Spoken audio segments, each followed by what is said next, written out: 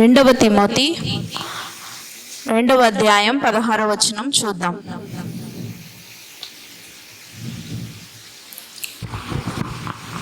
అపవిత్రమైన వట్టి మాటలకు విముఖుడవై ఉండుము. అట్టి మాట్లాడువారు మరి ఎక్కువగా భక్తిహీనులగుదురు.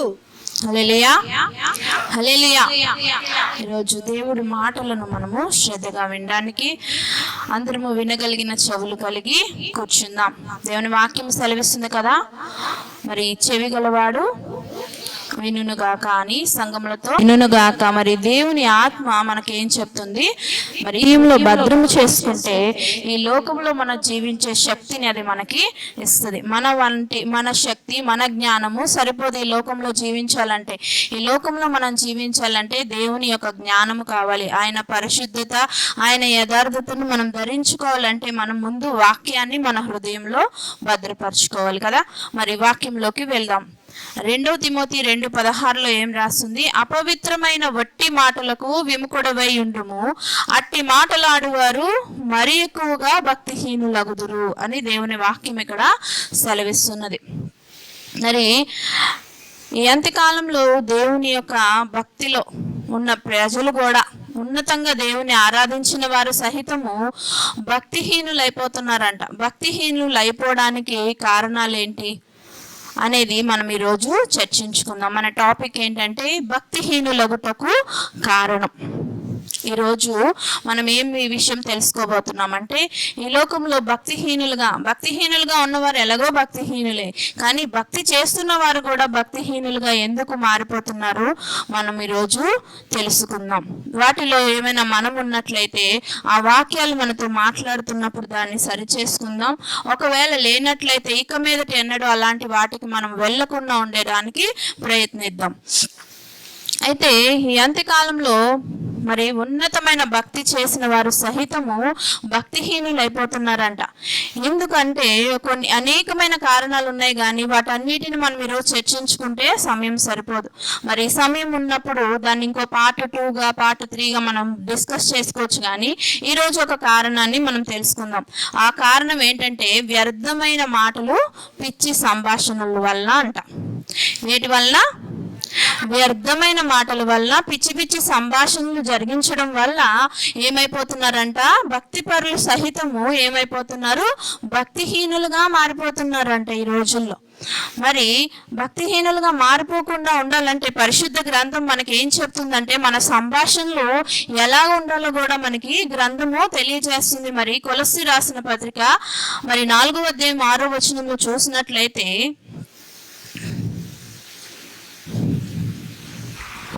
ప్రతి మనుషునికి ఎలాగూ ప్రత్యుత్తరం ఇయ్యవలనో అది మీరు తెలుసుకొనుటకై మీ సంభాషణ ఉప్పు వేసినట్టు ఎల్లప్పుడూ రుచికరదిగాను కృపాసహితముగాను ఉండనీయుడి. హల్లెలూయా, హల్లెలూయా. మన మాటలు ఎలా ఉండాలంట? మనకి పరిశుద్ధ గ్రంథంలో మన సంభాషణలు ఎలా ఉండాలో, ఎలా మనం మాట్లాడి మనం ప్రవర్తించుకోవాలో కూడా మన దేవుడు మనకి తెలియజేశాడు. ఇక్కడ ఏమంట? ప్రతి మనుషునికి ఎలాగూ ప్రత్యుత్తరం ఇవ్వవలెనో అది మీరు తెలుసుకొనుటకై మీ సంభాషణ ఎలా ఉండాలంట? ఉప్పు వేసినట్టు ఉండాలి, రుచిగలదిగాను కృపాసహితముగాను ఉండనీయుడి. ఎలా ఉండాలంట? రుచిగలదిగాను కృపాసహితముగాను మీ మాటలు ఉండాలంట. ఉప్పు దేనికి వేస్తాం మనం? కూరలో టేస్ట్ కోసం కదండి. అన్ని మరి ఎంతో కాస్ట్లీ ఇంగ్రీడియంట్స్ వేస్తాం. ఉప్పు ఒకటే చీప్గా మనకి దొరుకుతుంది, ₹2 కూడా దొరుకుతుంది అది. కానీ మిగిలిన కొన్ని ఐటమ్స్ ఆవాలతో సహితము ఎంతో రేటు కదండి. అన్ని వేసి తినేద్దామంటే కూర్చుంటే ఎవరైనా తింటారా? దాన్ని ఏం చేస్తారు? అని ఉమ్ము వేసేస్తారు. ఎందుకంటే ఇంత కాస్ట్లీ వేసాను, ఎందుకు తినవు నువ్వు అని మనం గద్దిస్తే వాళ్ళు ఊరుకుంటారండి? ఏం వండవే నువ్వు అని మన హస్బెండ్లు అయితే మనకి తిరిగి సతకోపాలు పెట్టడం, ఇంకా ర్యాష్ వాళ్ళు అయితే కొడతారు కదండి. ఏం వండుతున్నావు, ఏం చేస్తున్నావు నువ్వు అని తిడతారు. ఎందుకని? ఆ చీప్దైనప్పటికీ ఆ ఉప్పు వేయకపోయినప్పుడు. మరి సామెత ఉంది కదా, పెద్దోళ్ళు అంటారు అన్నీ వేసి చూడు నన్ను వేసి చూడు అంటదంట ఉప్పు. అన్ని వేసుకున్నా నీకు ఉపయోగం లేదు, నన్ను వేస్తేనే నీకు ఉపయోగం, నీకు మంచి పేరు వస్తుంది నీ భర్త దగ్గర, నీ చుట్టాల దగ్గర, ఎవరికైతే నువ్వు ఆహారం పెడుతున్నావు. మరి అలాగా ఆ రుచి గలదిగా మన మాట ఉండాలంట. మన మాట వేరే వాళ్ళతో సంభాషించేటప్పుడు మన మాటలు చాలా కరెక్ట్గా మనము మాట్లాడాలి. మనం మాట్లాడుతుంటే వాళ్ళకి అది వినసొంపుగా ఉండాలి. ఆ కూరని అలాగే మనం తినేసి ఎంజాయ్ చేయాలనుకుంటున్నామో మిగిలిన వాటి అన్నిటి టేస్ట్ మనము ఆ యొక్క ఉప్పును బట్టే గ్రహిస్తాం. లేకపోతే నువ్వు పన్నీర్ అయ్యి, చికెన్ అయ్యి, మటన్ అయ్యి, ఏమయ్యి ఆ టేస్ట్ మనకి తెలీదు. ఎప్పుడు ఆ చిన్న ఉప్పు అనేది యాడ్ అయినప్పుడు దాని రుచి మనకి తెలిసిపోయినట్టు నీ నా సంభాషణ ఎలా ఉండాలంటున్నాడు దేవుడు. రుచిగలదిగాను కృపాసహితముగాను మీరు మీ మాటలు మీ సంభాషణలు ఉండనీయుడి.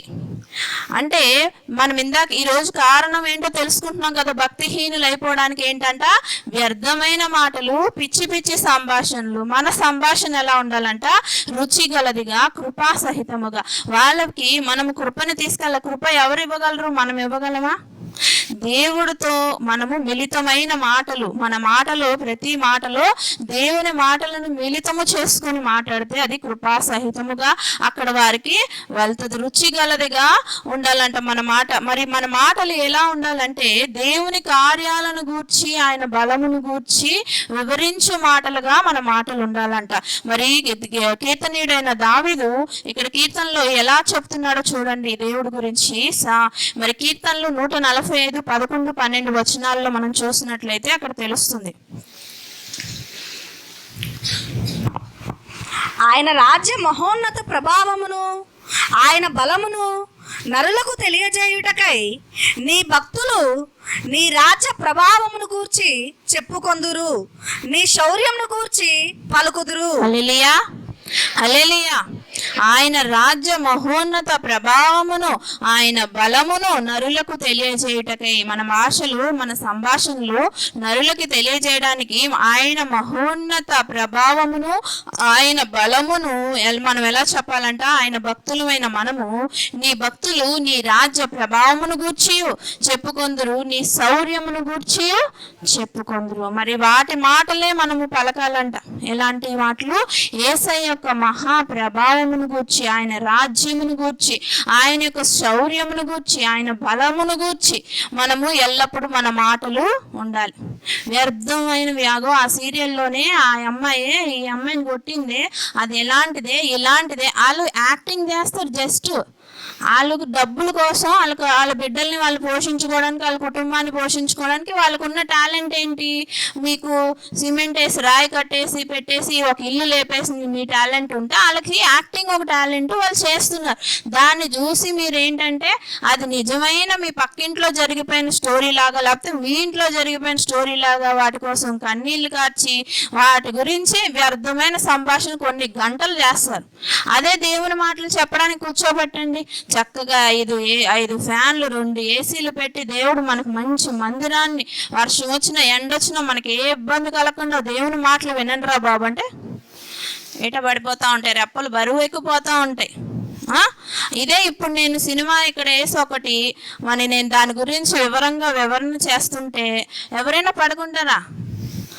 వీలైతే విజిల్స్ కొడతారు, క్లాప్స్ కొడతారు, ఎంజాయ్ చేస్తారు, గెంతులు వేస్తారు కదా. వాటికి మనం గెంతులు వేయకూడదు. కానీ అందుకే భక్తి పరులు కూడా ఏమైపోతున్నారు, భక్తిహీనులు అయిపోతున్నారంటే ఈ రోజుల్లో.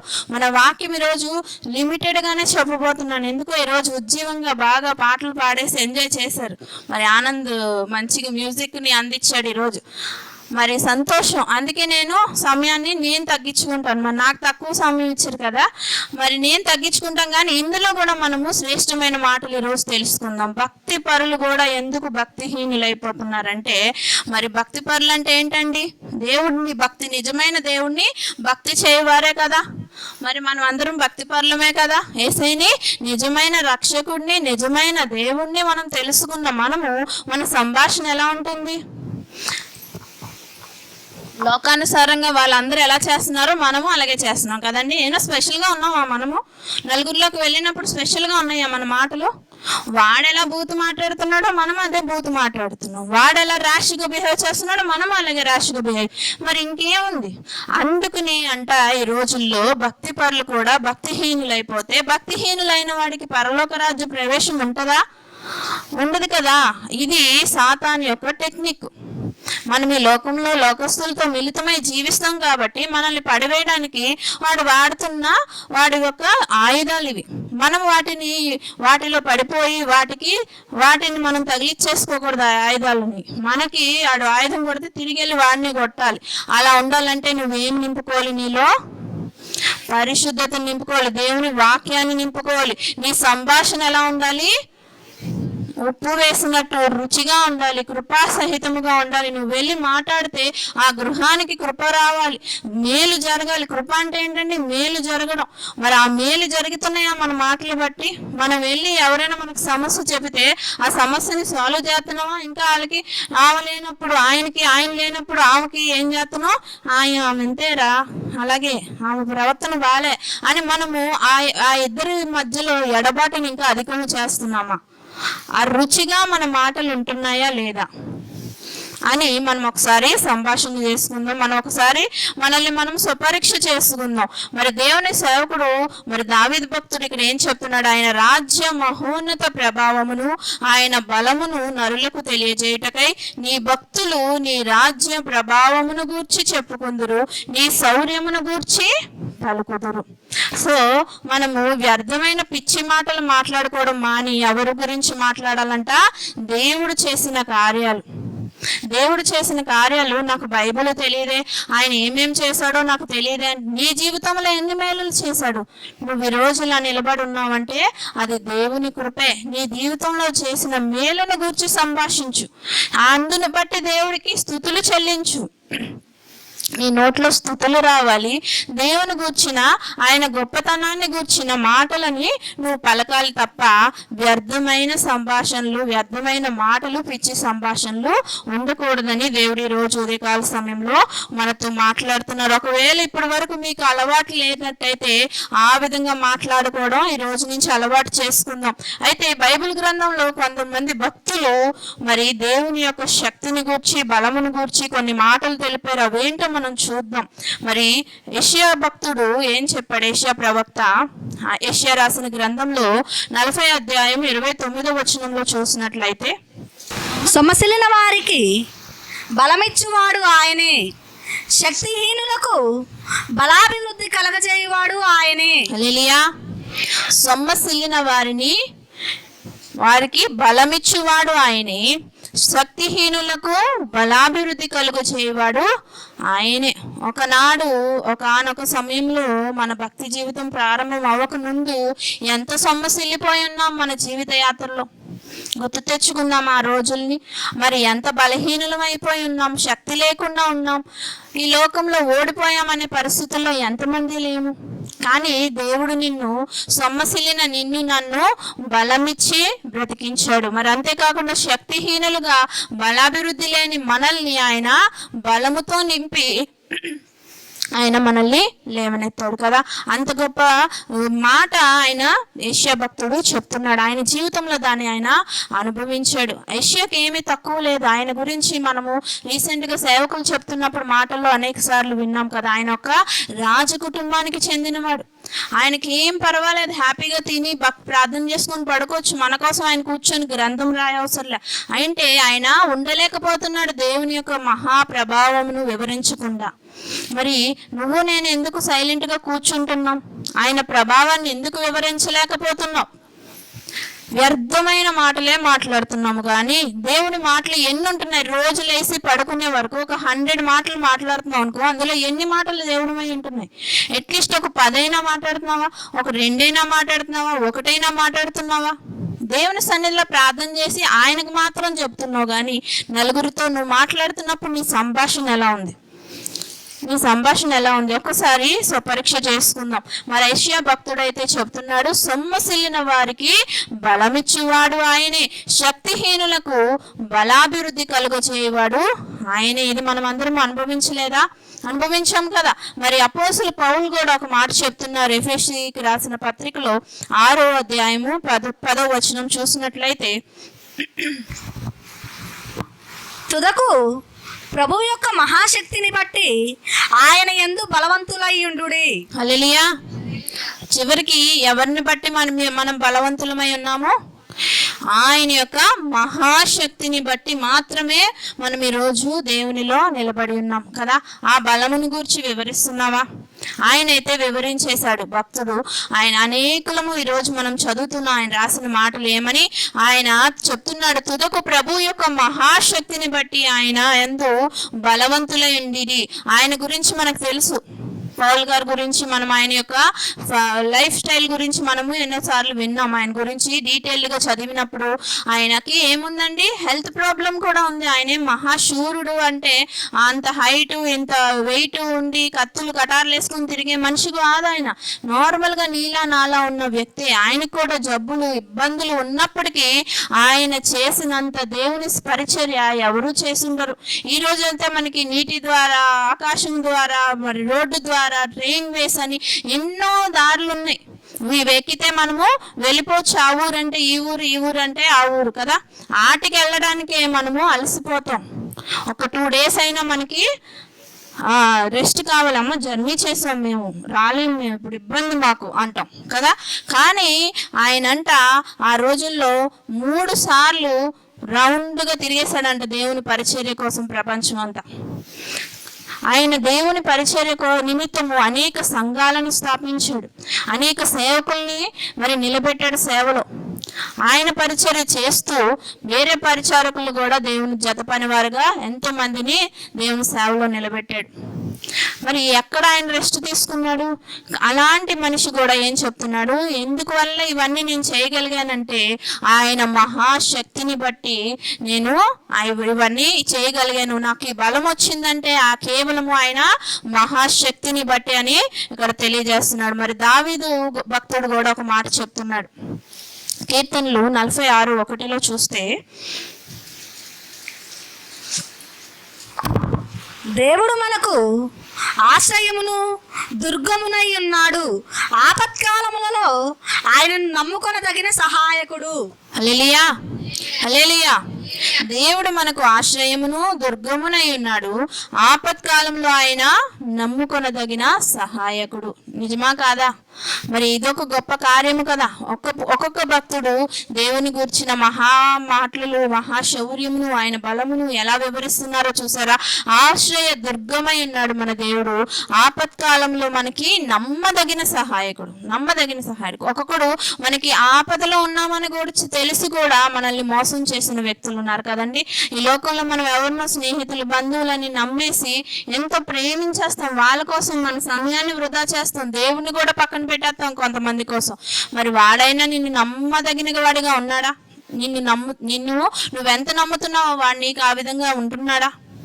ఉండట్లేదే. కానీ నీ దేవుడు ఆపత్కాలంలో కూడా నీకు నమ్మదగిన వాడు. వీడు శ్రమలో ఉన్నాడు కదా, వీడితో నాకేం పని, కొంచెం రూపాయలు ఉన్నవాడితో ఉందాం అనుకుంటున్నాడా దేవుడు? లేదు, నీతోనే ఎక్కువ ఉంటాడు. ఆ సమయంలో నిన్ను ఇంకా హత్తుకొని ఉంటాడు దేవుడు. నీ శ్రమలలో ఆయన నిన్ను ఎత్తుకుంటాడే గాని కింద పడేయడంట. అంత గొప్ప దేవుడు అని దావీదు భక్తుడు గుర్తించాడు. ఆ మాటలు తెలియజేస్తున్నాడు ఏమని, దేవుడు మనకు ఆశ్రయమును దుర్గమునై ఉన్నాడు, ఆపత్కాలంలో ఆయన నమ్ముకొనదగిన సహాయకుడు. ఆయన ఎన్నో యుద్ధాలు ఇవి చేసినప్పుడు ఈ లోకం ఆయనని పరిగెట్టించింది. అంటే ఆయన తిరిగి చంపలేక కాదు, దేవుని యొక్క మాటను బట్టి ఆయన కొన్ని సమయాల్లో సైలెంట్ అయిపోయాడు. అడవిల్లో, ఎడారుల్లో పాపం వెళ్ళి ఎక్కడెక్కడో దాక్కుని దేవుణ్ణి స్తుతిస్తున్నాడు. కానీ ఆయన నమ్ముతున్నాడు. ఆయన నమ్మకాన్ని దేవుడు ఎప్పుడు వమ్ము చేయలేదు. ఆయనను కాపాడాడు, ఆయనను రక్షించాడు, ఆయనను ఎంతో ఉన్నతంగా హెచ్చించాడు. 40 సంవత్సరములు ఇశ్రాయేలీయులను ఆయన నిర్విరామంగా పరిపాలించి గొప్ప కీర్తి తెచ్చుకున్నాడు దేవుని దేవుని దగ్గర ఎంత మంచి మాట తెచ్చుకున్నాడు. ఈయన నా ఇష్టానుసారుడు, నా హృదయానుసారుడు, నా ఉద్దేశాలు నెరవేర్చు నా ప్రియమైన బిడ్డ అని దేవునితోనే అనిపించుకున్నంత గొప్పగా ఆయన జీవితాన్ని జీవించాడు. అలా జీవించాలంటే మన సంభాషణ ఈ విధంగా ఉండాలి. దైవజనులందరినీ మీ ముందు ఎందుకు పెడుతున్నాను యెషయాని కానీ, మరి ఇప్పుడు మనం విన్న పౌలు గారు కానీ, దావీదు గారు కానీ ఈ విధంగా ఎందుకు చెప్తున్నారు? వారు ఇవన్నీ చేశారు, దేవుని దగ్గర మంచి పేరు సంపాదించుకున్నారు. అంతేగాని వాళ్ళు టైం దొరికింది కదా అని పక్కింటోళ్ళతో ఎదిరింటోళ్ళతో వ్యర్థమైన సంభాషణ చేయలేదు. కొంచెం సమయం దొరికితే చాలు కూర్చుని పోతారు. మా చిన్నప్పుడు, ఇప్పుడు లేవు కానీ అరుగులు ఉండేవి. ఈవినింగ్ అయితే కరెంటు పోయేది, పిల్లలందరూ ఆడేవాళ్ళని. ఆంటీలు అంకుళ్ళు అందరూ, అంకుల్స్ ఉండేవాళ్ళు కాదు పాపం, పనులకి వెళ్ళిపోయేవాళ్ళు. ఆంటీలు అందరూ ఏం చేసేవాళ్ళు అంటే ఆ అరుగుల మీద సిట్టింగ్ వేసేవాళ్ళు. ఈ సందు కాని పక్క సందు ఆవిడ కూడా వచ్చేసేది ఈ అరుగు కోసం. ఈ అరుగు మీద అదే ప్లేస్లో కూర్చోవాలని సెంటిమెంట్లు కూడా. అలా కూర్చొని ఏం చేస్తారంటే సంభాషణ. అగో ఆమె ఈయనతో వెళ్ళిపోయింది, ఈమె ఆయనతో వెళ్ళిపోయింది, ఆమె మాట ఎలా ఉంటుంది, ఆమె డ్రెస్సింగ్ ఎలా ఉంటుంది, ఈమె పద్ధతి ఎలా ఉంటుంది, ఆమె అలాగా ఈమెలాగా, ఇదే మాటలు. ఈ సమయంలో కూర్చొని దేవుని మాటలు మీరు గుర్తు తెచ్చుకోవచ్చు కదా, దేవుని సంభాషించవచ్చు కదా. ఈ రోజుకి ఏమి అవి తక్కువ కాలే, ఉంటున్నాయి. పనిలో బిజీ ఉన్నా ఆ పనిలో ఎక్కడైనా మీ యొక్క ఓనర్ పక్కకి వెళ్తే చాలు, అక్కడున్న ఫ్రెండ్తో ఏమైనా యేసయ్య నీ జీవితంలో చేసిన మేలు చెప్తున్నావా? లేదే. ఆ ఓనర్ను, ఆ పక్కనున్న క్లీనర్ను ఎక్కిరించుకుంటూ వాళ్ళ మీద వ్యర్థమైన మాటలు, డిస్కషన్స్ నడుస్తూ ఉంటాయి. కాలేజీలో ఉన్నప్పుడు టీచర్ ఉన్నంతసేపు ఏదో యాక్టింగ్ చేస్తావు, స్టూడెంట్గా స్కూల్లో ఉన్నంతసేపు కూడా అంతే మౌనంగా ఉంటావు. పక్కకి టీచర్ లేకపోతే టీచర్ బోర్డు వైపు తిరగగానే మన మాట ఏముంటుంది? వ్యర్థమైన మాటలు. టీచర్ని ర్యాగ్ చేయడమో, పక్కనున్న స్టూడెంట్స్ని ఏడిపించడమో, ఇదే సోది అయిపోయింది కదా. ఇందుని బట్టి మనం ఏమైపోతున్నామంట? భక్తిహీనులం అయిపోతున్నామంట. భక్తిహీనులు అయిపోకూడదంటే మరి ఇంకా ఎవరెవరు దేవుని గూర్చి మాట్లాడతారంటే ఈ లోకంలో దేవుని యందు భయభక్తులు కలిగిన వారు, ఇంకా దేవుల్లో పరిశుద్ధంగా జీవిస్తున్న పరిశుద్ధులు మాత్రమే ఆయన యొక్క మాటలను మాట్లాడతారు. కానీ మిగిలిన వారందరూ ఏం చేస్తారంట? వ్యర్థమైన సంభాషణ, వ్యర్థమైన మాటలు, పిచ్చి పిచ్చి సంభాషణలు చేస్తారంట. మరి మీరు దేవుని భయభక్తుల్లో పెరుగుతున్న బిడ్డలేనా? పరిశుద్ధులేనా? మరి మనల్ని మనమే స్వపరీక్ష చేసుకుందాం. మరి మలాకి రాసిన గ్రంథము 3వ అధ్యాయం 16లో చూసినట్లుంటే ఈ మాటలు మాట్లాడడం వల్ల మాకేంటి అనుకుంటుంటారు. ఇప్పుడు ఇంతసేపు మమ్మల్ని తినేస్తుంది, ఈ మాటలు మాట్లాడడం వల్ల మాకు ఏంటి అనే క్వశ్చన్ మీలో వస్తే ఆ క్వశ్చన్ రాసుకొని దాని కింద రాయండి. మలాకి 3:16లో మీకు ఆన్సర్ దొరుకుతుంది అక్కడ. అప్పుడు యెహోవా యందు భయభక్తులు గలవారు ఒకరితో ఒకరు మాట్లాడుకొనుచుండగా యెహోవా చెవియొగ్గి ఆలకించెను. మరియు యెహోవా యందు భయభక్తులు కలిగి ఆయన నామమును స్మరించుచూ ఉండు వారికి జ్ఞాపకార్థముగా ఒక గ్రంథము ఆయన సముఖమునందు వ్రాయబడెను. హల్లెలూయా, హల్లెలూయా. విన్నారా? వాక్యం నిద్రపోతున్నారా? వినండి. అప్పుడు యెహోవా యందు భయభక్తులు గలవారు ఒకరితో ఒకరు మాట్లాడుకొనుచుండగా యెహోవా చెవియొగ్గి ఆలకించెను. మరియు యెహోవా యందు భయభక్తులు కలిగి ఆయన నామమును స్మరించుచూ ఉండు వారికి జ్ఞాపకార్థముగా ఒక గ్రంథము ఆయన సముఖమునందు రాయబడెను. ఎంత గొప్పగా ఉందో చూసారా? ఈ వాక్యం ఎప్పుడైనా చదివారా? చదివితే మీరు ఎప్పుడు వ్యర్థమైన మాటలు, పిచ్చి సంభాషణలు చేయరు. ఆయన చెప్తున్నాడు ఏంటంట, యెహోవా యందు భయభక్తులు గలవారు ఒకరితో ఒకరు మాట్లాడుకొనుచుండగా ఎవరు వింటారంట మీ మాటలు? యెహోవా చెవియొగ్గి ఆలకించేవి అక్కడ పెట్టేస్తాడంట. ఆయన గురించి మీరు గొప్పగా యేసయ్య ఇంత ఇంత అంత అని మీరు వేస్ట్ ఫెలోస్ని పొగుడతారు. ఇప్పుడు ఒక సినిమా యాక్టరే అవనివ్వండి, వాడిని పొగుడుతూనే ఉంటారు. ఆ కాలే ఎవరినో హీరోయిన్నో లేకపోతే ఇంకెవరినో, మీకు ఎవరు నచ్చుతాడో వాడిని ఏం చేస్తారు? పొగిడింది ఎంత మామూలుగా పొగడరు. వాళ్ళలో లేని గుణాలు కూడా మీరు పెట్టేస్తారనమాట, మీకు నచ్చాలంతే. నచ్చితే ఇంకా అంత వాళ్ళు లేని కొత్త కొత్త మంచి క్యారెక్టర్లు కూడా మీరు అక్కడ సృష్టిస్తారు. మీకు వాడు ఎవడో కూడా తెలీదు. కానీ నీ దేవుడు అంటే ఏంటో నీకు తెలుసుగా. నీ జీవితంలో తొంగి నిన్ను ఆయనేగా చూస్తున్నాడు. నువ్వు కన్నీళ్ళు కార్చినప్పుడు నీ కన్నీళ్ళు ఎవరు తుడిచాడు? నువ్వు సంతోషంగా ఈ రోజు ఉన్నావు అంటే అది ఎవరు కారణం? ఈ రోజు మంచి మంచి జీవితం నువ్వు జీవిస్తున్నావు అంటే, నీ 5,000 నోట్లోకి వెళ్తున్నాయంటే, మంచి బట్ట కడుతున్నావు అంటే, సమాజంలో నీకు మంచి పేరు ఉందంటే అది ఎవరిని బట్టి? మరి ఆయన ఎందుకు స్తుతించలేకపోతున్నావు? నువ్వు ఒకవేళ అవి చెబుతూ ఉంటే అంట, నీ దేవుడైన యెహోవా ఏం చేస్తున్నారంట, చెవి యొగ్గి ఆలకిస్తున్నారంట. చెవి అక్కడ పెట్టేస్తున్నారంట. నా బిడ్డ నన్ను పొగుడుతుంది, నా గురించి మాట్లాడుతున్నాడు అనేసి ఆయన సంతోషంతో ఆయన చెవులు పెట్టి మరి అక్కడ వింటున్నారంట. అంతేకాకుండా ఆయన ఇంకో పని చేస్తున్నారు చూడండి. మరియు యెహోవా యందు భయభక్తులు కలిగి ఆయన నామమును స్మరించుచు ఉండు వారికి జ్ఞాపకార్థంగా ఒక గ్రంథము ఆయన సముఖమునందు రాయబడిందంట. మీరు ఎవరైతే ఆయనను గూర్చి ఊరికే స్మరిస్తూ ఆయనను గొప్ప చేస్తూ ఆయన శౌర్యాన్ని ఈ విధంగా ప్రకటించిన ఈ ముగ్గురు దైవజనులు, ఇంకా అనేక మంది దైవజనులు దేవుణ్ణి గూర్చి గొప్ప గొప్ప మాటలు రాశారు. నేను అంటే సమయం సరిపోదని ముగ్గురిని చూపించాను, కానీ అట్టి వారందరి పేర్లు ఆల్రెడీ రికార్డెడ్ అయిపోయినాయేమో. మరి నువ్వు నేను కూడా ఆ విధంగా దేవుని స్మరిస్తూ ఆయన ఘనతను మనము హెచ్చిస్తూ ఆయన గొప్పతనాన్ని వివరిస్తూ ఆయన బలాన్ని శౌర్యాన్ని వివరిస్తున్నాం అనుకోండి, మన పేరు ఎక్కడుంటుందంట? ఒక క్రొత్త గ్రంథం ఉందంట.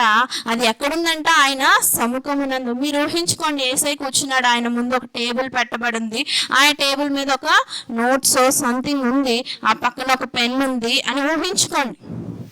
అందులో నీ పేరుంటే ఆయన పద్దాక ఎదురుగా ఉన్న దాంట్లో తీస్తూనే ఉంటారు కదా. ఎక్కడో దాచిపెట్టిన బుక్ అయితే మనం చదవం, కానీ మన ముందే ఎదురుగా ఉన్న బుక్ని పద్దాక తిప్పుతూ ఉంటారు కదా.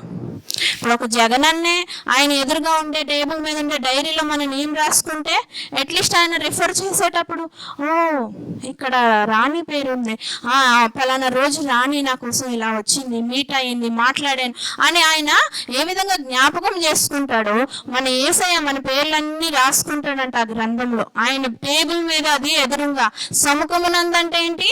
ఆయన ఎదురుగానే అది ఎప్పుడు ఉంచబడుతుందంట. అది ఎప్పుడు ఆయన రిఫర్ చేస్తాడో అప్పుడు నీకు దీవెనలే కదా. ఆయన నోట నీ పేరు వస్తే చాలదా అది నీకు? ఇంకేంటి గొప్ప కోరుకుంటున్నావు నువ్వు? నీకు స్కూల్లో ఒక బెడ్లోగా ఉన్నప్పుడు నేనైతే మా టీచర్ నా పేరు స్మరిస్తే చాలు అన్నట్టు ఎదురు చూసాను. మర్సీ ఈరోజు చాలా బాగా మార్క్స్ తీసింది, వావ్ అని ఏదైనా ఒక ఘనత మా డాడీ కానీ మమ్మీ కానీ, అంటే మనం ఎవరిని ప్రేమిస్తున్నామో వాళ్ళు మన పేరు డాడీ వాకింగ్ చెప్పేటప్పుడు నా పేరు చెప్పగానే ఎలా వినేదాన్ని అనమాట, నా గురించి ఏం చెప్తున్నాడో మా నాన్న కదా. అంతే కదా, ఎవరికైనా అలాగే ఉంటుంది కదా. మన గురించి ఒకళ్ళు గొప్ప మాట్లాడాలంటే మనం ఏమై ఉండాలి? వాళ్ళకి నోటెడ్ అయిపోయి ఉండాలి. మనం ఎక్కడో గుంపులో గోవిందలాగా ఎక్కడో ఒక మూడు ఉన్నామంటే మనం ఎవరికి తెలీదు కదా. అల్లరి చేసిన వాళ్ళు బాగా రికార్డ్ అయిపోతారు, మంచి వాళ్ళు కొంతమంది లోకానుసారంగా రికార్డ్ అవ్వరు. నా పేరు ఎవరికి రికార్డ్ అయ్యేది కాదు. మా చెల్లి బట్టి నా క్లాస్కి వచ్చేసేవాళ్ళు అనమాట. క్లాస్లో అది కొంచెం రెబల్గా ఉండేది. వాళ్ళు వచ్చి నీలాంటి పెళ్ళి ఎక్కడో ఉంది అని, నా ఫేస్ దాని ఫేస్ ఒకలా ఉంటుందని గుర్తుపెట్టేసేవాళ్ళు. అవునండి మా సిస్టర్ అండి, పలానా 4th ఉంది, 3rd ఉందండి. ఎంత అల్లరమ్మా, ఎంత టాకెటివ్ అమ్మా, నువ్వేంటమ్మా అసలు మాట్లాడవు అనేవారు. అంటే ఆమెను బట్టి నన్ను గుర్తించేవారు అనమాట. నేను ఎవరో కూడా స్కూల్లో వాళ్ళకి తెలియదు, నేను చదివి వెళ్ళిపోయానని కూడా తెలియదు. మా కాలేజీలో కూడా తనేమో స్టేజెస్ ఎక్కి బల్లలేయడం ఇలాంటివన్నీ చేసేది.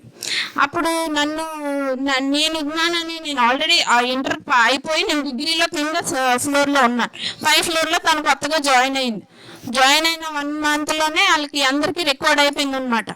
వాళ్ళకి ఆ మేడమ్స్ అందరి పేర్లు నేను చెప్పడం, చెల్లికి చెప్తూ ఉండేదాన్ని, ఈ మేడం ఇలాగ ఎక్స్ప్లెయిన్ చేస్తారు, ఈ మేడం ఇలా చెప్తారంటే అవన్నీ వెళ్ళి వాళ్ళకి చెప్పేదంట. చెబితే వాళ్ళు అలాగా నా గురించి విని, మీ అక్క గురించి ఎన్ని మాటలు చెప్తున్నావు, మీ అక్క ఎవరో మాకు తెలియదు, తీసుకెళ్ళి చూపించాను. ఒకరోజు క్లాస్ బయటకు వచ్చి నించున్నారు లెక్చరర్స్. ఏంటి ఇంత పెద్ద లెక్చరర్ తెచ్చి పక్కన నుంచోబెట్టావు అంటే, నీ గురించి చెప్తుంటే ఆవిడ నేను చూడాలంటున్నారు అక్క అంటే, నువ్వా అమ్మా, నువ్వు వీళ్ళ సిస్టర్వి, నువ్వు ఉన్నదే మేము చూడలేదు, మేము క్లాసెస్లో గమనించలేదు, నేను టీచర్స్ని గమనించాను కానీ టీచర్స్ నన్ను గమనించలేదు. కాకపోతే ఈ లోకం అయితే ఇలా మనల్ని గుర్తించదు, కానీ నువ్వు చేసిన ఒక్క శౌర్యం గురించి నువ్వు ఒక్క మాట దేవుని నువ్వు నీ నోట పలికితే నీ దేవుడు అక్కడ ఒక గ్రంథంలో రాసేస్తాడు. రాసి దాని గురించి పద్దాకా ఆయన రిఫర్ చేసినప్పుడల్లా ఆనంద్ వచ్చాడు, ఆ రోజు ఆనంద్ నా గురించి అక్కడ వాళ్ళ ఫ్రెండ్స్తో ఇలా వివరించాడు, సునంద ఉంది ఆ రోజు చిన్నప్పుడు ఇలాగా నా గురించి సువార్త చెప్పింది. ఇవన్నీ నీకు రికార్డ్ అవ్వాలంటే, ఇలా ఉండాలనుకుంటే, మీరు ఉండాలనుకుంటే కనుక ఈ మాటను మీరు చెవును పెట్టుకోండి, ఈ వాక్యాన్ని ఎప్పుడు మీరు మర్చిపోకండి. ఆయన నామమును స్మరించుచూ ఉండే వారికి జ్ఞాపకార్థముగా ఒక గ్రంథములో ఆయన సముఖమునందు రాయబడి. మనమందరం ఆయనకి ఏంటంట వివిఐపీస్ ఏంటంట, వివిఐపీస్ అంటే వెరీ వెరీ ఇంపార్టెంట్ పర్సన్స్ అన్నమాట. అందుకే ఆయన అంతే కదా, మంచి వాళ్ళు బాగా మనకి అవసరం అన్న వాళ్ళ పేర్లే రాసుకుంటావా? అందరు రోడ్ల మీద వెళ్ళే వాళ్ళు అందరినీ ఏంటండి మీ పేరు అని అడిగి రాస్తావా? రాస్తాం కదా. మనం ఒక డైరీలో ఒక పేరు రాసామంటే మనకి చాలా మన లైఫ్లో వాళ్ళతో ఏదో మంచి రిలేషన్ మనకి ఉంది, ఒక అనుభవం ఉంది, ఒక అనుభూతి ఉంది వాళ్ళతో, అందుకని రాసుకుంటాం. అలాగే దేవుడు కూడా నువ్వు మాట్లాడుతున్న ప్రతి మాటను వింటాడంట, ఒక చెవు అక్కడ పెట్టి. అంతేకాకుండా ఆయన వెంటనే ఆయన యొక్క డైరీలో నా పేరు రాసుకుంటాడంట. ఆ గ్రంథాన్నే సృష్టించాడంట మన కోసం. మరి ఆ గ్రంథంలో లిఖించబడాలని నీకుందా? ఉన్నట్లయితే ఎందుకు నీకున్న భక్తి జీవితాన్ని నువ్వు పాడు చేసుకుంటున్నావు? ఈ వ్యర్థమైన మాటలతో, ఈ పిచ్చి సంభాషణలతో వ్యర్థంగా ఈ రోజు వరకు ఏమైనా సమయాన్ని వృధా చేసావేమో. ఈ రోజు నీ మనసులో ఇది గుర్తుపెట్టుకో, ఈ మలాకి 3:16 ఎప్పుడూ మర్చిపోకు. నీ దేవుడు నీ మాటలు వింటున్నాడు, ఆలకిస్తున్నాడు. అంతేకాకుండా నువ్వు మాట్లాడిన ప్రతి మాటని ఆయన రాసుకుంటున్నాడు, నీ పేరుతో సహితము రాసుకొని. రేపు నువ్వు పైకి వెళ్తావు కదా ఆయన దగ్గరికి, అప్పుడు అందరి మధ్యలో ఘనంగా పిలుస్తాడు, అదిగో వస్తున్నాడు నా బిడ్డ, ఎదుగో ఆ రోజు తను ఇలా నా గురించి వివరించాడు అంటే అందరూ చప్పట్లు కూడా. నువ్వు నేను ఇక్కడ మహా ఒక 150 మందికో 200 మందికో తెలిసేమో. దేవుడు సృష్టించిన సృష్టి అంతటి ముందు నిన్ను నన్ను సభాషణ బిడ్డ అంటే ఆ యొక్క ఘనతే మనకి చాలదా? అది దేవుని నోట మన మాట పలకడం. టీచర్ నోటే మన మాట పలకలేదని బాధపడి ఉంటారేమో నాకులాగా ఎవరైనా. మరి ఎవరైనా నిన్ను ప్రేమించే వాళ్ళు నిన్ను ఊరికే ఎత్తట్లేదు, నీ పేరు ఎత్తట్లేదు అని ఫీల్ అయి ఉంటారేమో. నాకైతే ఈ మాట ఎంతో ఆదరణ. నేను చాలాసార్లు ఈ విషయంలో కొన్ని విషయాల్లో సెన్సిటివ్గా ఉంటాను. ఇలాంటి వాటిల్లో నన్ను ఎవరు గుర్తించినా గుర్తుపెట్టుకోరా, ఎందుకు ఇలా అవుతుంది నా పరిస్థితి, నేను అందరినీ ప్రేమిస్తానే, అందరితో బాగుంటానే, ఎందుకు ఇలా ఉంటారు అనుకున్నాను. కానీ నా దేవుడు నన్ను గుర్తిస్తున్నాడని ఈరోజు నేను ఈ మాటను బట్టి తెలుసుకున్నాను. కనుక ఇంకా నేను చేసే చిన్న చిన్న వ్యర్థ సంభాషణలు, పిచ్చి మాటలు అన్నిటిని నేను ఈరోజు విడిచిపెట్టాలనుకుంటున్నాను. నా భక్తి జీవితాన్ని ఇంకా రెట్టింపు చేసుకోవాలనుకుంటున్నాను. నా వలె ఎవరైతే ఈరోజు మనసు కలిగి ఉన్నారో మీరు కూడా ఈ విధంగా మారాలని నేను ఆశిస్తున్నాను. మరి మనమంట కొన్ని విషయాల్లో మనం మౌనంగా ఉండాలంటే కొన్ని పరిస్థితులలో అదేంటో కొంచెం తెలుసుకొని ఇంకా కొన్ని మాటలే మనము ముగించుకున్నాం. మరి మనము మౌనంగా ఉండవలసిన సమయాలు కూడా ఉన్నాయంట. రాసుకునే వాళ్ళు అయితే హెడ్డింగ్ పెట్టుకోండి. మనం మౌనంగా ఉండవలసిన సమయాలు ఏంటంటే, ఫస్ట్ది శత్రువుల ఎదుట. ఎవరి ఎదుట మౌనంగా ఉండాలంట? శత్రువుల ఎదుట మౌనంగా ఉండాలంటే యెహోషువ రాసిన గ్రంథం 6వ అధ్యాయం 10వ వచనం చూద్దాం. మరియు యెహోషువ, మీరు కేకలు వేయుడని నేను మీతో చెప్పు దినము వరకు మీరు కేకలు వేయవద్దు, మీ కంఠధ్వని వినబడనీయవద్దు, మీ నోట నుండి ఏ ధ్వనియు రావలదు. నేను చెప్పునప్పుడే మీరు కేకలు వేయవలెనని జనులకు ఆజ్ఞ ఇచ్చెను. హల్లెలూయా, హల్లెలూయా. ఈ సిచ్యువేషన్ ఎంతమందికి తెలుసో, ఎరికో పట్టణాన్ని స్వాధీనపరచుకోమని ఇశ్రాయేలీలకు యేసయ్య మాట చెప్తాడు. ఆ మాట నాయకుడైన యెహోషువకి చెప్తాడు. యెహోషువకి కొన్ని రూల్స్ అండ్ రెగ్యులేషన్స్ చెప్తాడు. ఇలా ముందున కొంతమంది యాజకుల్ని పెట్టు, యాజకులు వెనకాల 7 యాజకులు ఒక బూరను పట్టుకొని వెళ్ళాలి. మరి ఆ యాజకుల వెనకాల మందస్సం వస్తుంది. మందసానికి యాజకులకి ముందుగా బలశూరుల్ని కొంతమందిని నువ్వు నడిపించు, ఆ వెనుకకి నువ్వు ఇంకా ప్రజలందరినీ నడిపించు అని చెబుతారు. వీరందరినీ ఎరికో గోడ చుట్టూ తిరగమంటారు, 7 సార్లు తిరగమంటారు. మరి ఈ తిరుగుతున్న సమయంలో యెహోషువ గారు వాళ్ళ యొక్క ప్రజలకి నాయకుడిగా ఉన్నాడు కాబట్టి ఆయన కొన్ని ఇన్స్ట్రక్షన్స్ ఇస్తున్నాడు. అందులో ఆయన ఏం చెప్తున్నాడు, మరి యెహోషువ మీరు కేకలు వేయుడని నేను చెప్పినంత వరకు, చెప్పిన దినము వరకు మీరు కేకలు వేయవద్దు, మీ కంఠధ్వని వినబడనీయవద్దు, మీ నోట నుండి ఏ ధ్వనియు రావలదు, నేను చెప్పినప్పుడే మీరు కేకలు వేయవలనని జనులకు ఆజ్ఞ ఇచ్చాను. నేను చెప్పే వరకు ఒక్క మాట కూడా మీరు కేకలు వేయమని యేసయ్య చెప్పాడు. ఎప్పుడు ఆ జయము వచ్చే టైంలో యేసయ్య ఆయనకి ఇన్స్ట్రక్షన్ ఇస్తాడు. ఆ సమయం వరకు మీరేంటంట కనీసము మాటలు కూడా, ఏంట్రా ఎలాగా బాగున్నావా ఇవి కూడా వద్దన్నాడు. ఏమన్నాడు, నీ నోట ఒక్క మాట కూడా నేను చెప్పినంత వరకు, ఆ దినము వరకు మీరేమైపోవాలి, జిప్పేసేసుకోవాలి, మీ మూతికి మాట్లాడవలదు. అంటే నీ శత్రువులను జయించే సమయంలో నీకు ఏకాగ్రత ఉండాలి. నీ హృదయంలో నీ దేవుని నువ్వు ధ్యానం చేసుకోవాలి. నువ్వు కొంచెం నీ కాన్సన్ట్రేషన్ అటు ఇటు తిప్పావో అక్కడ నీకు జయము రాదు. శత్రువు నిన్ను ఆడికున్న విచిత్రమైన వెపన్స్తో వాడేమి ఇలాగా కాళికామాతలకు ఇలా పట్టుకొని రాడు. నీలోని ఒకలాంటివి క్రియేట్ చేస్తాడు, ఒక డౌట్ క్రియేట్ చేస్తాడు, ఒక భయం, ఒక పిరికితనం, దేవుడికి ఏమి ఇష్టం లేదు బట్టి అన్నిటిని నీలోకి ఇంజెక్ట్ చేస్తాడు. సో నువ్వేం చేయాలి, నీ నాయకుడిని చూస్తూ ఫాలో అయిపోవాలి. ఏమని చెప్తున్నాడు, నేను చెప్పే వరకు నువ్వు నోరు తెరవవలదు, మౌనంగా మీరు అందరూ ఉండండి. నేను కేక పెట్టండి అనగానే మీరు ఏం చేయాలి, దేవుణ్ణి స్తుతించాలి. కేక వేయండి, దేవుణ్ణి కేకలు వేస్తూ దేవుణ్ణి స్తుతిద్దాం. అప్పుడు వరకు నేను ఆ దినమున ఆ క్షణమును చెప్పే వరకు మీరు ఎలా ఉండాలి, మాటలాడవలదు, మాట మీ నోటి నుంచి రాకూడదు అని చెప్పాడు దైవజనుడు. అంటే దీన్ని బట్టి మనం ఏం గ్రహించాలి, శత్రువులు ఎదుట మనము మౌనంగా ఉండాలి. అందరికీ తెలిసిన స్టోరీయే. మరి గొలియాతు, మరి గొలియాతు దావీదుని ఆయన మీదకి యుద్ధానికి వెళ్తున్నప్పుడు విచిత్రమైన మాటలతో ఇబ్బంది పడతాడు, చెడ్డ మాటలు మాట్లాడతాడు. మాట్లాడినా దావీదు ఒక్క మాట తిరిగి మాట్లాడా, భయపడ్డా, వాటి మీద కాన్సన్ట్రేషన్ చేశాడా? దేవుని పని మీద మాత్రమే తన కాన్సన్ట్రేషన్ పెట్టాడు. ఒక్క రాయితో దెబ్బకి చంపేశాడు. ఏమన్నాడు ఆ దెబ్బ కొట్టే ముందు, నువ్వెవరినైతే ఎక్కిరిస్తున్నావో ఆయన అటువంటి గొప్ప నామములో వస్తున్నాను రాను అనేసి, యుద్ధము యెహోవాదే అని ఆ రాయిని వాడి మీద, నా శక్తి చేత కాదు, నా బలము చేత కాదు, కానీ నా దేవుని నామంలో నేను వస్తున్నానని చెప్పి ముందుకు వెళ్ళాడు. కనుక మనము శత్రువులు ఎదుట మౌనముగా ఉండాలంట. మరి రెండవది చూస్తే చెడు కాలమున మనము మౌనంగా ఉండాలంట. ఆమోసు రాసిన గ్రంథం 5వ అధ్యాయం 13వ వచనంలో చూస్తే,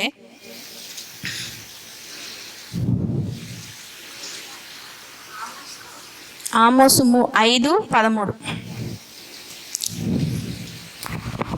మీరు ఇది చెడు కాలము కనుక ఈ కాలమున బుద్ధిమంతుడు ఊరకుండును. హల్లెలూయా. ఇది ఎలాంటి కాలము, చెడు కాలము గనక బుద్ధిమంతుడు ఎలా ఉండాలంట, ఊరకుండాలి, మౌనంగా ఉండాలంట. మనం కొన్ని సమయాల్లో మౌనంగా ఉండాలి. ఆ సిచ్యువేషన్స్కి మనం ఊరికే రియాక్షన్స్ ఇచ్చేయకూడదు, మనం మౌనముగా ఉండాలని దేవుడు కోరుకుంటున్నాడు. ఇలాంటి సమయంలో ఇటువంటి చెడు కాలమున మనం ఉన్నాము కనుక ఈ కాలంలో ఎలాంటి బుద్ధిమంతుడు ఊరకుండును అంటే, బుద్ధిమంతుడిగా మనం ఎలా మారుతాం, బుద్ధి జ్ఞాన సర్వ సంపదలు ఎవరి దగ్గర గుప్తములుగా ఉన్నవి? ఆయనలో గుప్తంలో ఉన్నావు కనుక ఆయనను అడిగితేనే నీకు తెలుస్తుంది ఇది చెడు కాలమా మంచి కాలమా, ఇది ఇప్పుడు నేను మాట్లాడొచ్చా లేదు. నాయకుడు ఏ విధంగా యెహోషువ వాళ్ళ ప్రజలకు చెప్పాడో నీ నాయకుడైన యేసయ్య నీకు చెబుతాడు, నువ్వు మాట్లాడమ్మా మాట్లాడొద్దమ్మా అని. అంటే నువ్వేం చేయాలి? ఆయనతో మంచిగా సహవసించాలి, ఆయనతో ఎల్లప్పుడూ కనెక్షన్లో ఉండాలి. అప్పుడు నీకు తెలుస్తుంది ఆటోమేటిక్గా దేవుని జ్ఞానము, ఆయన బుద్ధి నీకు ఇచ్చి అక్కడ నిన్ను బుద్ధిమంతుడిగా తెలివిగా ఆయన అక్కడి నుంచి చక్మని తప్పించేస్తాడు అనమాట. చెడు కాలంలో మనము మౌనముగా ఉండాలి. మూడవదిగా చూస్తే దేవుని సన్నిధిలో మనము మౌనముగా ఉండాలి. హబక్కూకు 2:20 చూద్దాం. అయితే యెహోవా తన పరిశుద్ధాలయంలో ఉన్నాడు, ఆయన సన్నిధిని లోకమంతయు మౌనముగా ఉండునుగాక. హల్లెలూయా హల్లెలూయా. ఏంటంట? అయితే యెహోవా తన పరిశుద్ధాలయంలో ఉన్నాడు, ఆయన సన్నిధిలో లోకమంతయు మౌనముగా ఉండును గాక అంటున్నాడు దేవుని వాక్యం ఇక్కడ.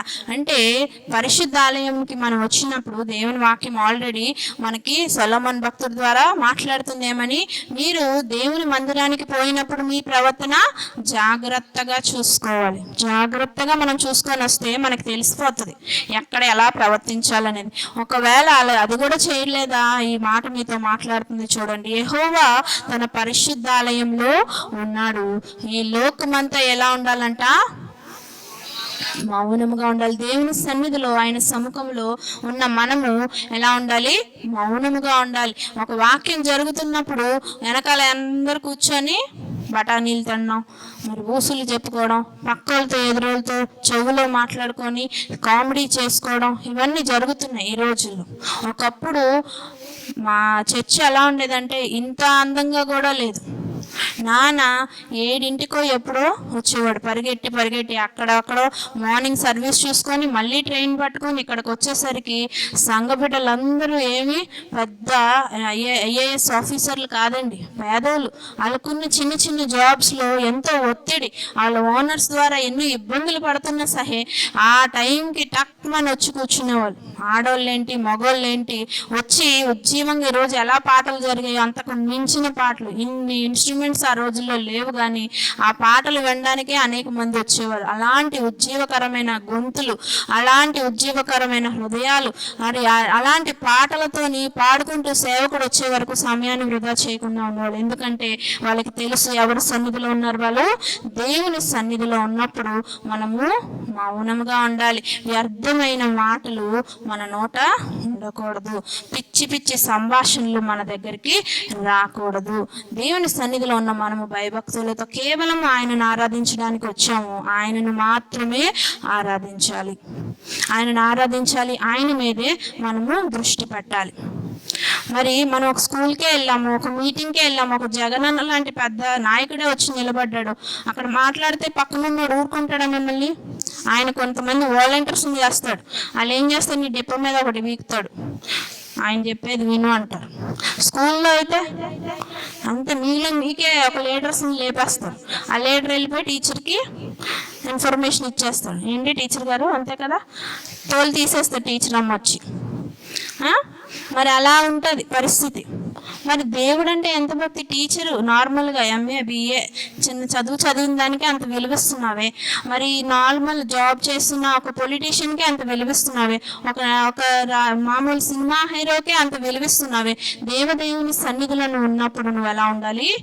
మౌనముగా ఉండాలి. వేరే వాటి మీద నీకు మైండ్ వెళ్ళకూడదు, దేవుని మాటల పైన నీకు దృష్టి ఉండాలి. ఆ మాటను అలా హృదయంలో నువ్వు నింపుకోవాలి. భయముతో అక్కడ నువ్వు వణుకుతో కూర్చోవాలి. ఇప్పుడు మాట్లాడుతున్నప్పుడు నీ మాట నీకే అన్నప్పుడు నాకు కాదు, ఇది పక్కోడికి, నేను చాలా పర్ఫెక్ట్ అనుకుంటే నీతో ఏ మాట మాట్లాడదు కదండి. అవును నాలో ఉంది, నీలో ఉన్నది నీకే తెలుసు. నువ్వేమి బయట వాళ్ళకి చెప్పవసరం లే. నీ దేవుడికి నీకు ఒక లింక్ నడుస్తుంది కదా, ఆ లింక్లో ఆయనకి సెట్ అయిపోతే చాలు. నువ్వేమి నీ భార్యకి, నీ తండ్రికి, నీ తల్లికి, నీ చెల్లికి ఎవరికి చెప్పవసరం లేదు. ఎవరు నిన్ను ఇదే చేయవసరం లేదు, నిన్ను కిండల్ చేయవసరం లేదు, నిన్ను తగ్గించవసరం లేదు. నీ దేవుడి దగ్గర మాత్రం నువ్వు కంప్లీట్గా ఏమైపోవాలి, సరెండర్ అయిపోవాలి. అక్కడ సరి చేసుకుంటే నీ జీవితం ముందుకు ఇంకా ఉన్నతంగా సాగిపోతుంది. ఎక్కడ నువ్వు మౌనంగా ఉండాలి. మూడు సందర్భాలు తెలుసుకున్నాం కదా. శత్రువుల ఎదుట, చెడు కాలమున, దేవుని సన్నిధిలో మనము మౌనముగా ఉండాలంట. మరి ఎలా పడితే అలా జీవిస్తే ఏంటి? ఒకవేళ నువ్వు చెప్పావు మౌనంగా ఉండమని, నువ్వు చెప్పావు రుచిగా మా మాటలు ఉండాలని, నువ్వు చెప్పావు మంచి మాటలు దేవుని గురించి, ఆయన శౌర్య కార్యాలు వివరించమని, వాటన్నిటి బట్టి ఇవన్నీ చెప్పావు. మరి ఒకవేళ మేము జీవించకపోతే ఏం జరుగుతుంది అనుకుంటున్నారేమో. ఎలా పడితే అలా మాట్లాడితే దేవుని శిక్షకి మనము గురైపోతామంట. ద్వితీయోపదేశకాండం 18వ అధ్యాయం 20వ వచనంలో చూద్దాం.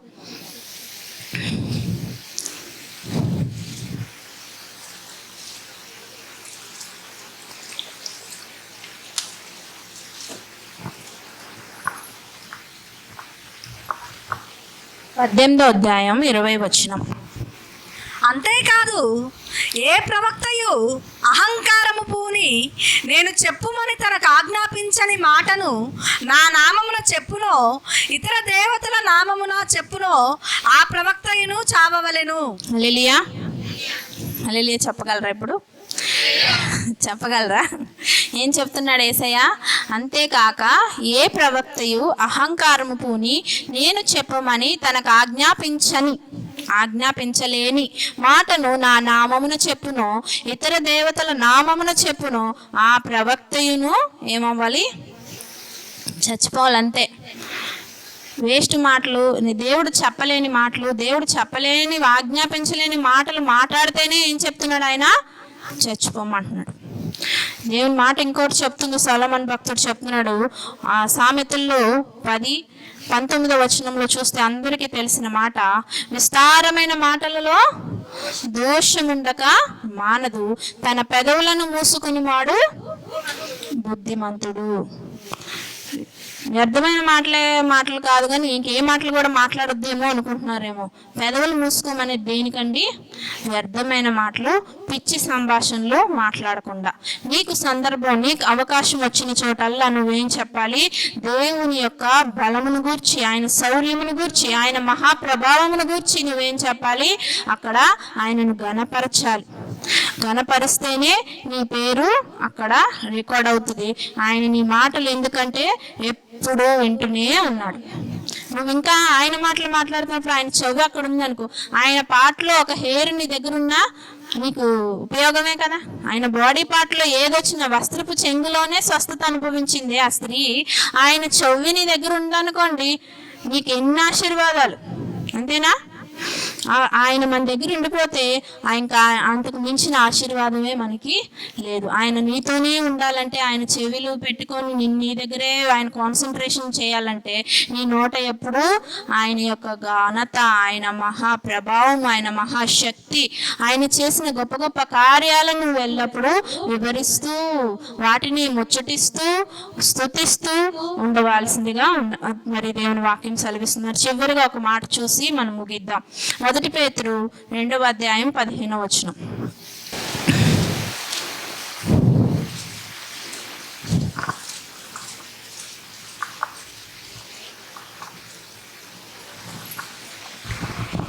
ఏలయనగా మీరిట్లు యుక్త ప్రవర్తన గలవారై అజ్ఞానముగా మాట్లాడు మూర్ఖుల నోరు మూయుట దేవుని చిత్తము. హల్లెలూయా. హల్లెలూయా.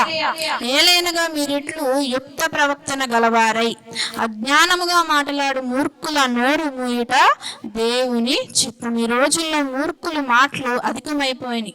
దేవుణ్ణి మరి విచిత్రంగా దూషిస్తున్నారు. మీరు వింటే ఒకడంటాడు, 3 మేకులు పీక్కోలేనోడు ఆయనేం దేవుడు, విచిత్రంగా వ్యర్థంగా ఇట్లాంటివి మాట్లాడుతున్నారు. మరి అట్లాంటి మూర్ఖుల నోరుని నువ్వు మూయాలంటే నువ్వు ఎలా ఉండాలి? యుక్తమైన ప్రవర్తన కలిగి జీవించాలి. నువ్వు యుక్తమైన ప్రవర్తన, యుక్తం అంటే చాలా షార్ప్గా ఉండాలి, మెలకువగా ఉండాలి. మెలకువగా ఉండాలంటే నువ్వు ఎప్పుడు నీ దేవునితో ముచ్చటిస్తూ ఉండాలి, సంభాషిస్తూ ఉండాలి. నీ మాటలో ఎప్పుడు కూడా దేవుడే ఉండాలి, నీ ప్రార్థనలో దేవుడే ఉండాలి, నీ వాక్యంలో దేవుడే ఉండాలి. ఎప్పుడు నువ్వు దేవుని నింపుకొని ఉన్నప్పుడు ఇవన్నీ నువ్వు చేయగలుగుతావు. భక్తిహీనురాలుగా నువ్వు, భక్తిహీనుడిగా నువ్వు వెళ్ళవు. నువ్వు భక్తిహీనులు అగుటకు కారణం ఏంటో మనం ఈరోజు తెలుసుకున్నాం. కాబట్టి ఈ కారణాలను బట్టి మనం వాటిలో ఉండక మరి వేటిని చేస్తే మనం తెలుసుకుందాం, వేటిని చేస్తే మనం భక్తి పరులుగా ఉంటామో వాటిని మనము ఫాలో చేద్దాం. మరి మోకరిద్దాం, కళ్ళు మూసుకుందాం, మనల్ని మనము స్వపరీక్ష చేసుకుందాం. ఇప్పుడు చెప్పిన ఏ పరిస్థితిలోను కానీ నువ్వు కానీ నేను కానీ ఉన్నట్లయితే మనం దానిలో నుంచి వద్దు. పిచ్చి మాటలు, పిచ్చి సంభాషణలు, వ్యర్థమైన మాటలు, పిచ్చి సంభాషణలు మనలో ఉండొద్దు అంటున్నాడు దేవుడు. కనుక వాటి నుంచి మనము విడుదల పొందుదాం. మన మాటలు ఉప్పు వేసినట్టు రుచిగాను, మరి దేవుని యొక్క కృపా సత్యమును గూర్చిన మాటలుగాను ఉంచుకుందాం. అంతేకాకుండా దేవుని యొక్క శౌర్యమును గూర్చి, ఆయన బలమును గూర్చి, ఆయన మహాప్రభావమును గూర్చి, ఆయన మహా ఆశ్చర్య కార్యములను గూర్చి వివరించు బిడ్డలుగా మనము జీవిద్దాం. మరి గొప్ప గొప్ప ప్రవక్తలు ఎంత గొప్ప మాటలతో దేవుని హెచ్చించారో కదా, మనం వాటిని విన్నాం కదా. అంతకన్నా మించిన మాటలు మనం ఈ బైబిల్ చదువుతున్నప్పుడు ఎన్నో మాటలు మనం తెలుసుకున్నాం కదా. అట్టి వారిగా మనం ఎందుకు ఉండలేకపోతున్నాం? కేవలం ఆ భక్తుల వరకైనా? మనం భక్తులం కాదా?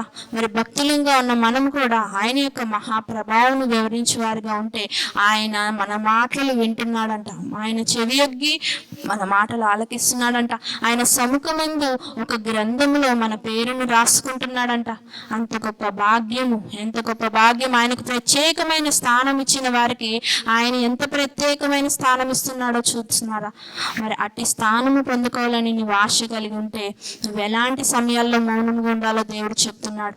శత్రువుల ఎదుట దేవుని సన్నిధిలో మరి చెడు కాలమున నువ్వు మౌనముగా ఉండాలని దేవుని వాక్యం సెలవిస్తుంది. మరి చెడు కాలంలో వీటి సమయాల్లో చెప్పిన మాటలు నువ్వు వినకుండా, నువ్వు దేవుని మాటలు చెప్పున కాకుండా వ్యర్థమైన మాటలు మాట్లాడితే నువ్వు చావవలెనని దేవుని మాటలు చెప్తుంది. వ్యర్థమైన మాటలలో దోషం ఉండక మానదు కదా. బుద్ధిమంతుడు ఊరకుండునని దేవుని మాటలు చెప్తుంది. మరి బుద్ధివంతుడు వలె మనం ఉందాం. అట్టి బుద్ధి నీలోనే కదా యేసయ్య ఉంది. బుద్ధి జ్ఞాన సర్వ సంపదలు నీ అందు గుప్తంలో ఉన్నవి కదా. అట్టి గొప్ప బుద్ధిని, జ్ఞానమును మాకు దయచేయండి అయ్యా. భక్తిహీనులుగా నేను వెళ్ళిపోతున్నానేమో అయ్యా, నేను భక్తి చేస్తున్నాను అనుకుంటున్నాను తండ్రి. ఇక మీదటి ఈ వ్యర్థమైన మాటలు, ఈ పిచ్చి సంభాషణలు నా నోట రాకుండా నా నోటికి మీరు కంచె వేయండి అయ్యా. నా నోట ఎల్లప్పుడూ నీ మాటలు, నీ యొక్క జ్ఞానం, నీ యొక్క మహాశౌర్యమును గురించిన వివరాలు మాత్రమే రావాలి తండ్రి. నిన్ను స్తుతించే స్తుతులు మాత్రమే రావాలి తండ్రి అని ప్రార్థన చేసుకుందాం. మన నోటిని, మన హృదయ ధ్యానం ఎల్లప్పుడూ నీ దృష్టికి అంగీకారముగా ఉండేలా నేను జీవిస్తానేసయ్యా అని ఆయనకు ఒక తీర్మానం చేద్దాం.